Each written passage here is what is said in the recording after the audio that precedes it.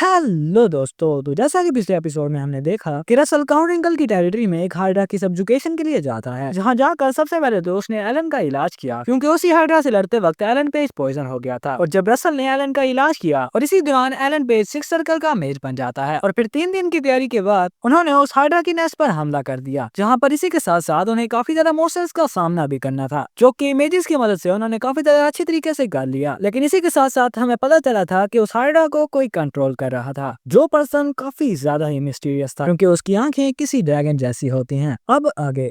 वो हाइड्रा काफी ज्यादा गुस्सा होते हुए उन सभी लोगों पर हमला कर रहा था, जिसे देखते हुए रसल अपनी ड्रैकोनिक पावर का इस्तेमाल करते हुए उस हाइड्रा को रुकने को कहता है। लेकिन रसल की ड्रैकोनिक कंट्रोल का उस हाइड्रा पर जरा सा भी असर नहीं हो रहा था, और वो हाइड्रा अभी भी काफी ज्यादा रेकलेसली तरीके से उन लोगों पर हमले कर रहा था, जिसे देखते हुए रसल भी अपने मन में सोचने लगता है, क्या इसके ऊपर मेरी ड्रैकोनिक कंट्रोल असर क्यों नहीं कर रही। बाकी बातें छोड़ो, मेरी ड्रैकोनिक पावर को इस्तेमाल करते वक्त ये हाइड्रा जरा सा भी हेजिटेट नहीं कर रहा। क्या कोई यहाँ पर ऐसा भी है जो कि मेरी पावर को ब्लॉक कर रहा है। रसल के मन में इस तरह के ही सवालात चल रहे थे, और फिर ना चाहते हुए भी अपनी पावर्स का इस्तेमाल करते हुए उस हाइड्रा पर हमला कर देता है, जिस हमले के काउंटर में वो हाइड्रा अपना पॉइजन रिलीज कर रहा था। और रसल का वो फायर स्पेल और हाइड्रा दोनों एक दूसरे से टकरा जाते हैं, और पीछे की तरफ हमें रसल को दिखाया जाता है, जिसके सर के ऊपर काफी ज्यादा गोल्डन लाइटनिंग थी, जो सारी की सारी लाइटनिंग आहिस्ता आहिस्ता करके रसल की क्लाउडी रिंग में अब्सॉर्ब होना शुरू हो जाती है। और उस सारी लाइटनिंग को अपनी क्लाउडी रिंग में स्टोर करने के बाद रसल अपने मन में सोच रहा था,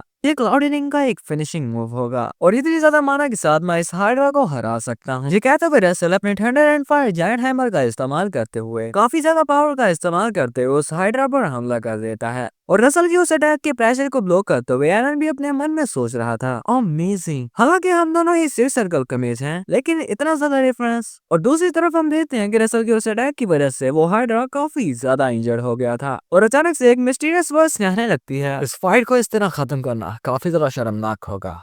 और जो ड्रैगन ब्लड पावर मैंने तुम्हारे साथ शेयर की थी उसकी ताकत काफी ज्यादा है इस चीज से। और उस हाइड्रा की इस अननेसेसरी मूवमेंट को देखकर रसल भी काफी ज्यादा हैरान हो जाता है, और उसे कुछ समझ नहीं आ रही थी। लेकिन अचानक से उस हाइड्रा के ऊपर एक पावरफुल लाइट गिरती है, और वो मिस्टीरियस वॉइस अभी भी कह रही थी, उठो मेरे बच्चों। उस हाइड्रा के ऊपर उस लाइट को गिरता हुआ देखकर रसल काफी ज्यादा हैरान होकर अपने मन में सोचने लगता है, ये काफी ज्यादा खतरनाक हो सकता है, तो मुझे इसे इवॉल्व होने से रोकना होगा। और हमें पता चलता है कि रसल के उस क्रिटिकल अटैक के बाद वो हाइड्रा पता नहीं कैसे लेकिन इवॉल्व होना शुरू हो गया है, जिसे इवॉल्व होने से रोकने के लिए रसल काफी ज्यादा तेजी से अपनी ओरिजिनलिटी को इस्तेमाल करते हुए उस पर हमला कर देता है। लेकिन हम देखते हैं कि रसल के उस अटैक का उस हाइड्रा पर जरा सा भी असर नहीं हो रहा था, क्योंकि उस हाइड्रा के इर्द गिर्द एक पर्पल कलर की शील्ड बन गई थी, जिसे देखते हुए भी रसल रुकता नहीं है और अपनी पावर का इस्तेमाल करते हुए वहां पर एक बहुत बड़ा एक्सप्लोजन कर दिया था, जिसकी वजह से वो हाइड्रा और भी ज्यादा इंजर्ड हो जाता है, जिसे देखते हुए रसल अभी भी नहीं रुकता और अपनी पावर्स का इस्तेमाल करते हुए उस पर हमला करने वाला ही था। लेकिन तभी अचानक से उस हाइड्रा के इर्द गिर्द काफी ज्यादा ब्लैक माना आना शुरू हो जाता है,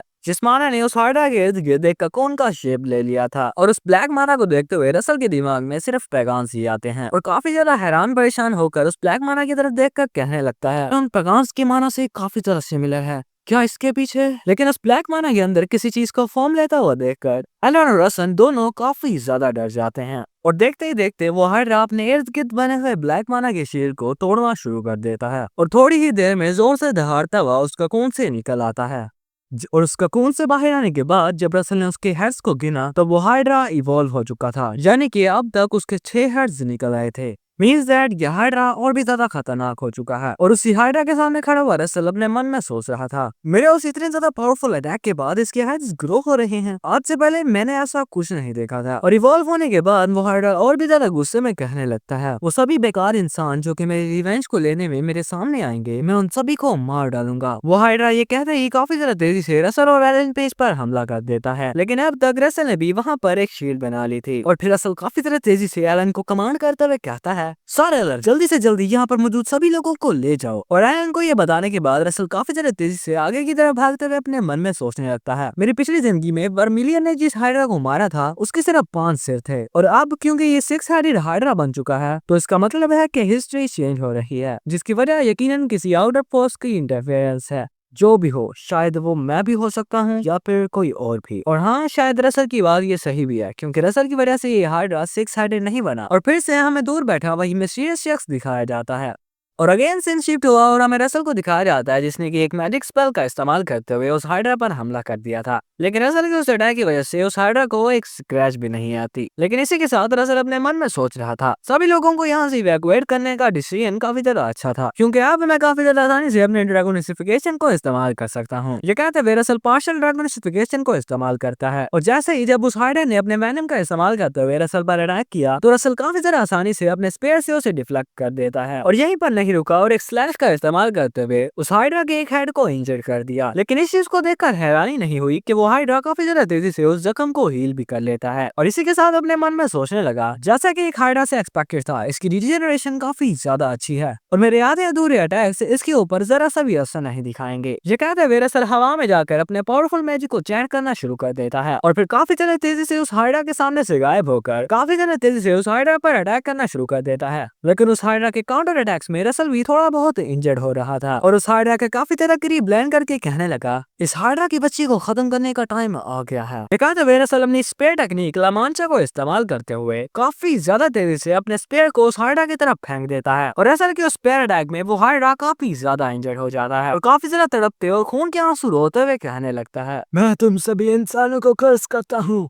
जिस दिन वो महान पर्सनालिटी डिसेंड होगी वो तुम सभी इंसानों को मार डालेगी क्योंकि मैं उस पर्सन का सर्वेंट हूँ। और उस हाइड्रा की इन बेतुकी की बातों को सुनकर रसल काफी ज्यादा हैरान होकर अपने मन में सोच रहा था उस पर्सन का सर्वेंट, क्या इस हाइड्रा की अपीयरेंस के पीछे मैं था? और फिर से सीन शिफ्ट करके उसी मिस्टीरियस पर्सन की तरफ लाया जाता है जहाँ वो पर्सन असल की उस फायर को देखकर कहने लगता है नो वंडर, इसी वजह से मुझे ये पावर काफी ज्यादा फैमिलियर लग रही थी, यानी कि मेरे ड्रैगन एम्परर। और फिर सीन शिफ्ट करके हमें बैंकर की तरफ दिखाया जाता है जहाँ रसल और एलन पेज एक दूसरे से कुछ बातें कर रहे थे, जहाँ अचानक से रसल कुछ लड़कियों की तरफ देखकर एलन पेज को कहने लगता है सर एलन, मुझे लगता है कि आप थोड़ी सी दिक्कत में फंसने वाले हैं। जिस पर एलन को तो कुछ समझ नहीं आया और उससे पूछने लगा मैं, और इसका जवाब उसे खुद ही मिल जाता है क्योंकि अचानक से वो सभी की सभी लड़कियां सर एलन के इर्द गिर्द इकट्ठा होकर अपने इंट्रो देना शुरू कर देती हैं कि मैं फलाने की बेटी हूँ, मैं ढींगने की बेटी हूँ एंड ब्ला ब्ला ब्ला। और हर मासूम लड़की की तरह एलन पेज भी सभी लड़कियों को अपने इर्द गिर्द देखकर काफी ज्यादा परेशान हो जाता है और असल मुस्कुराते हुए उसे बाय बाय करके जा रहा था और फिर वहाँ से आगे बढ़ते हुए अपने मन में सोचने लगता है जितने भी यंग लेडीज होते हैं वो कभी न कभी इस तरह के ट्रबल में फंसते ही हैं और क्योंकि मैं एक एड के साथ एंगेज हूँ तो इसलिए उन लड़कियों का मेरे अंदर तो कोई इंटरेस्ट नहीं होगा और वैसे मैं उससे काफी देर से नहीं मिला तो कल जैसे ही मुझे टाइम मिलेगा मैं उसे जरूर मिले जाऊंगा। रसल अपने मन में ये सब कुछ सोच सोच के खुश हो ही रहा था, लेकिन तभी अचानक से उसके होश ही उड़ जाते हैं क्योंकि उसने कुछ ऐसी चीज फील कर ली थी जो कि इस बैंकर में काफी ज्यादा ताकतवर थी और फिर काफी तेजी से उस पर्सन की तरफ देखने लगता है जिसकी बॉडी से उसने ट्रमेंडस प्रेशर को फील किया था और हम देखते हैं कि वो पर्सन जिसकी प्रेजेंस की वजह से रसल काफी ज्यादा डर जाता है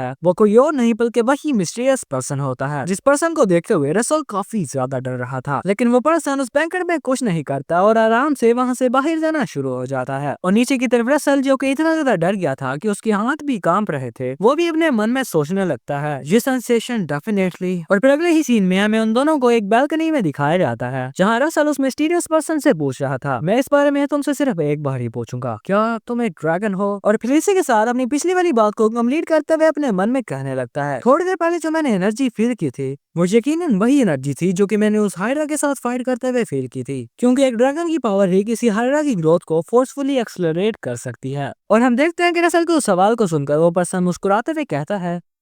और फिर इसी के साथ अपने विंग समन करके वहाँ से उड़ते हुए कहने लगता है हाँ, एक टाइम ऐसा था जब मुझे ड्रैगन बुलाया करते थे। और उस पर्सन के उस जवाब को सुनकर रसल काफी ज्यादा गुस्से में उसे घूर रहा था, लेकिन अचानक से उस पर्सन को कुछ फील होता है और काफी ज्यादा तेजी से अपनी मुंडी को पीछे की तरफ घुमाते हुए कुछ देखने लगता है। और फिर अचानक से रसल को कहने लगा मैं अपनी इस कन्वर्सेशन को कंटिन्यू करना चाहता था लेकिन एक इंट्रूडर यहाँ पर अपेयर हो चुका है, सो मिलते हैं अगली वीडियो में। यानी कि मिलते हैं थोड़ी देर के बाद। ये कहते हुए वो मिस्टीरियस पर्सन काफी ज्यादा तेजी से वहां से उड़ गया, जिसकी बातों को याद करते हुए रसल भी अपने मन में सोच रहा था तुम्हें एक ड्रैगन कहलाया जाता था तो इसका मतलब है कि तुम अब ड्रैगन नहीं हो। उस मिस्टीरियस पर्सन के उस अजीब से जवाब को सुनकर रसल के मन में इस तरह के काफी ज्यादा सवाल चल रहे थे, लेकिन तभी अचानक से उसके सामने एक विंडो पॉपअप ओपन हो जाती है जिसमें सिंपली ये लिखा हुआ था क्योंकि रसल ने मिशन कंप्लीट कर लिया है तो उसे रिवार्ड दिए जा रहे हैं। और उस सिस्टम विंडो में ये चीज पढ़कर कि तुमने हाइड्रा के सीक्रेट के बारे में पता लगा लिया है रसल फिर से अपने दिमाग के घोड़े दौड़ाते हुए अपने मन में सोचने लगता है, तो उस हाइड्रा के पीछे यही पर्सन था, और वैसे ये पर्सन यहाँ पर कर क्या रहा है। और फिर सीन शिफ्ट करके हम एक पोर्टल को दिखाया जाता है जिसके अंदर से वही मिस्टीरियस पर्सन निकल रहा था, और उस जगह पर पहुंच कर किसी को कहने लगता है, क्या तुम मुझे इग्नोर कर रहे हो।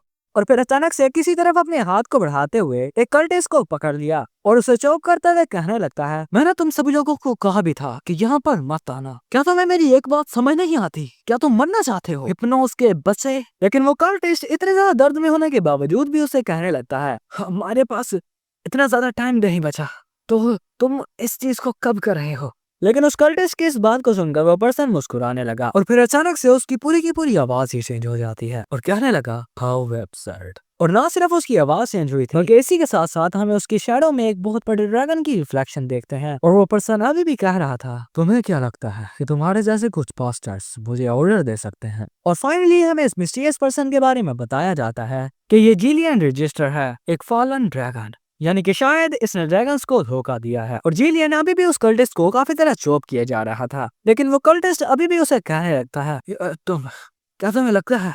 कि तुम हमें बेट्रे कर सकते हो। उस कल्टिस्ट की इस बात को सुनकर जिलियन कुछ देर सोचने के बाद उस कल्टिस्ट को जोर से नीचे फेंक देता है,